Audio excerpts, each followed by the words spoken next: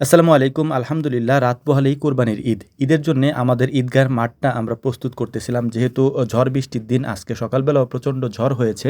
এই ঝড়ের পরে বিকালবেলা আমরা এখানে এসেছি। দুপুরের মধ্যেই এখানে প্যান্ডেলিংয়ের কাজটা শেষ হয়ে গিয়েছে। এখন পরিষ্কার করার পালা। সুন্দর করে এটাকে পরিষ্কার করে আগামীকালকে সকালবেলা নামাজের জন্য আমরা এটাকে তৈরি করে ফেলবো ইনশাআল্লাহ। তো আমাদের পাড়ার সবাই আমরা এখানে চলে এসেছি। আসার পরে জায়গাটাকে আমরা সুন্দর করে ঝাড়ু দিয়ে পরিষ্কার করার জন্য প্রস্তুতি নিচ্ছিলাম। কিন্তু এখানে উপরে যেহেতু বড় একটা বটগাছ রয়েছে, এই বটগাছের পাতা এখানে পড়ে এত পরিমাণে স্তূপ হয়ে গিয়েছে যে এটাকে না পরিষ্কার করে এখানে ঝাড়ু দেওয়া সম্ভব হচ্ছিল না। আর যেহেতু বৃষ্টি হয়েছে, বৃষ্টির কারণে এখানে পানিটা জমে গিয়েছে এবং জমে এখানে যে পাতাগুলি আছে পাতাগুলি পচে গিয়েছে। তো সেগুলোকে আমাদের প্রথমে পরিষ্কার করতে হবে। তারপর এটাকে সুন্দর করে আমাদের ঝাড়ু দিয়ে একেবারে সুন্দর করে পরিষ্কার করে নামাজের জন্য প্রস্তুত করতে হবে ইনশাআল্লাহ।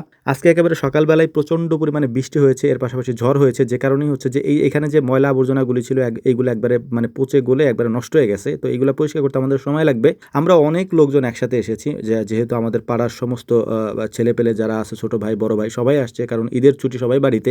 এমনিতেই আমাদের এখানে লোকজন বেশি, আপনারা ভিডিওতে সেটা দেখে থাকেন। তো সবাই মিলে আসার কারণে আজকে আরও লোকজন হয়েছে এবং সবাই মিলে এই কাজগুলি আমরা করতেছিলাম। আর সবাই মিলে কাজগুলি করতে আমাদের তেমন একটা সময় লাগে না, যে কারণে আমরা অল্প সময়ের মধ্যে কাজগুলি শেষ করতে পারি। গত কয়েকদিন খামারের কাজে আমরা প্রচণ্ড পরিমাণে ব্যস্ত ছিলাম। আমাদের গরু ছাগল এগুলো বিক্রির জন্য একটা তাড়া থাকে এই কোরবানির সময় আসলেই। এই সময়টাতে আমরা সব থেকে বেশি ব্যস্ততার মধ্যে সময় কাটাই, কারণ আমাদের কাজ যেহেতু যে এই গরু ছাগল নিয়েই, আর এই সময়টাতেই আমরা গরু ছাগল বিক্রি করি কোরবানির সময়। বিশেষ করে ঈদের সময় এই কাজগুলি করতে আমাদের তেমন একটা সমস্যা হয় না, কারণ ঈদের সময় আমাদের ব্যস্ততা কম থাকে। কিন্তু কোরবানির সময় যেহেতু আমাদের খামারের কাজের ব্যস্ততা থাকে, এর পাশাপাশি এই কাজগুলিও করতে হয়, এ কারণে আমাদের একটু সমস্যায় পড়তে হয়। তো যাই হোক, আলহামদুলিল্লাহ সবাই মনোযোগ দিয়ে কাজ করতেছিল এবং সবাই খুব আন্তরিকতার সাথে আমরা এই কাজগুলি করে থাকি। এটা আপনারা দেখেছেন আগে পরের ভিডিওতেও।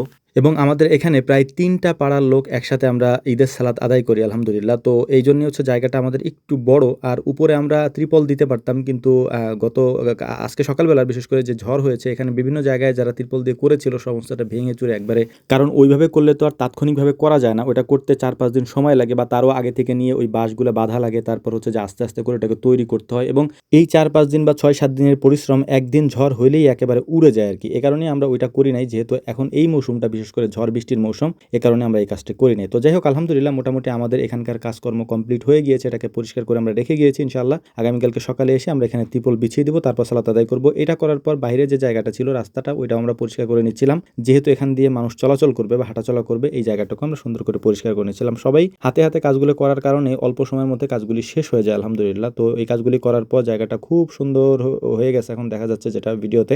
কাজ তো শেষ, তো সবাই এখন প্ল্যান করলো যে চলেন ভাই আমরা ফুটবল খেলি। তো বড় ভাই যারা ছিল তারা চলে গিয়েছে, মিডিয়াম সাইজের আমরা যারা আছি এবং আমাদের থেকে ছোট যারা আছে সবাই মিলে আমরা ফুটবল খেলার আয়োজন করলাম, এবং ফুটবল খেলা শেষ করে মাগরিবের আগে আমরা বাড়িতে চলে এসেছি। তো আমাদের জন্য দোয়া করবেন এবং আপনাদেরকে অগ্রিম ঈদ মোবারক জানিয়ে শেষ করছি। আসসালামু আলাইকুম রহমতুল্লাহ।